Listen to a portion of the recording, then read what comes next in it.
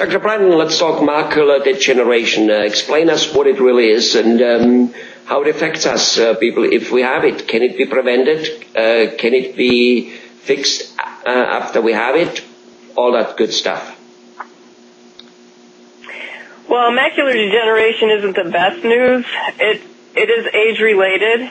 It usually would be at 50s or older, 55 or older, for people to start having that. On a routine eye exam, a person that has it, they might still have 20/20 vision, but as a doctor, when I look inside the eye, I might see some little yellow specks around the part of their anatomy called the macula.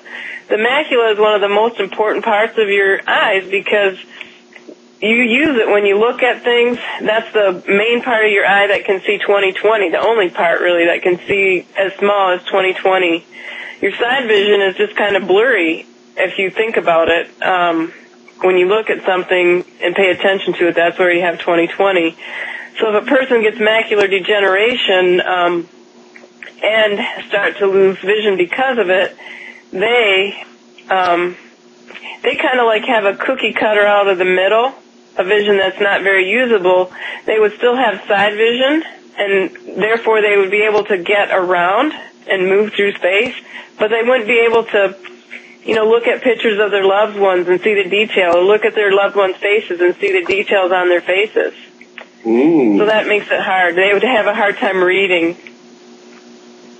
I see. Can it be, if I saw those little speckles, or if I knew that you had a family history of someone, your grandma or grandpa or your mom or dad had macular degeneration, or if you had a new diagnosis yourself, I would teach you to protect your eyes from the ultraviolet light.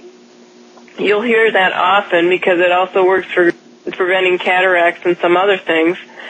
I would recommend that you did not smoke, that you would do things that are healthy for your heart, like get routine exercise as simple as 20, 30-minute walk a day.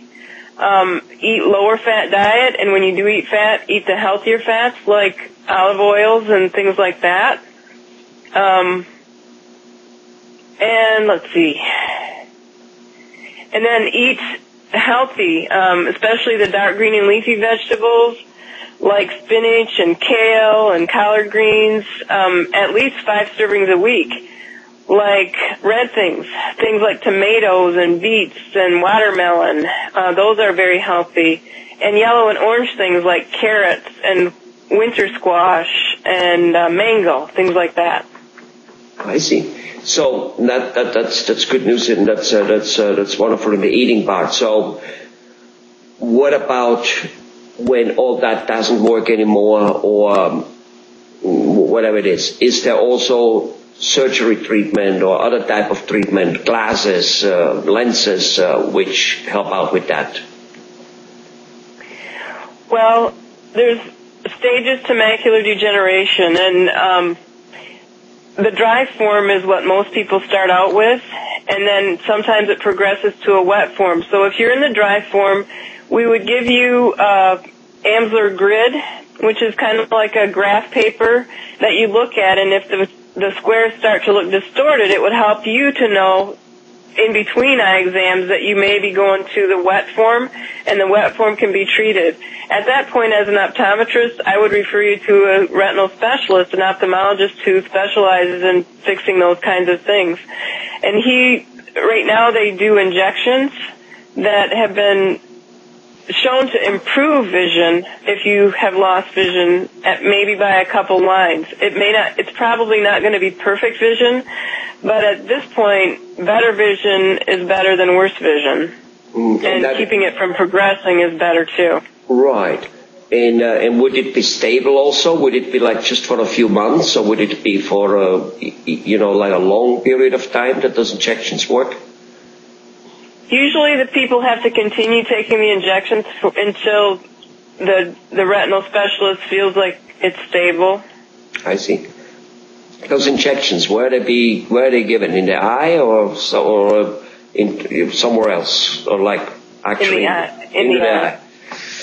Doesn't sound too comfy. So, all right. So prevention is good.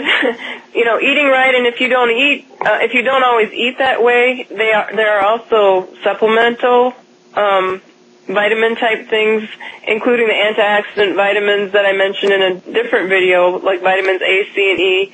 This time zinc and omega-3s also are helpful, and copper. Formulas that say ARED, the ARED formula, those are beneficial to slow down the progression of loss of vision, and to slow down, like if you only have it in one eye so far, the onset into the second eye. Studies show if you're on a supplement like that, or at least eating healthfully, those are the things you can do to try to slow it down or stop the progression. So what about you try the dry stage, which is the lesser stage, then comes the wet stage. What are the other stages called, and what can we do there? Well, those are mainly the two stages. Oh, I see. Okay. I thought there was, for some reason I thought there was 4 or so, but those are the 2 stages. All right. So, no surgery. Again, when we hear about LASIK surgery, we're not talking about macular degeneration surgery. No. Okay. All right. Well, that's good. Okay. So,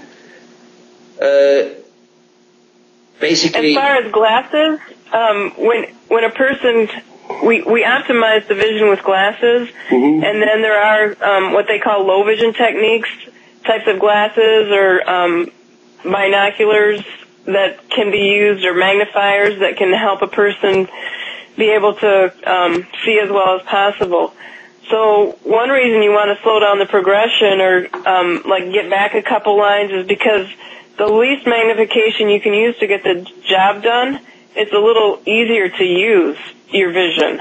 So the more big you have to make the letter to see it, it's harder to use, because imagine seeing a word on the paper. If you only could see a couple letters at a time, you really have to think and spell out the word. You can't just look at the word and know what it is. So if you can see at least a whole word or a couple words at a time, because you don't need as much magnification, it's the simpler low vision way to be. I see. So it can go so bad that actually you need to magnify it so large that you really can only see 2-3 letters, so you never mind about seeing a page or a whole line?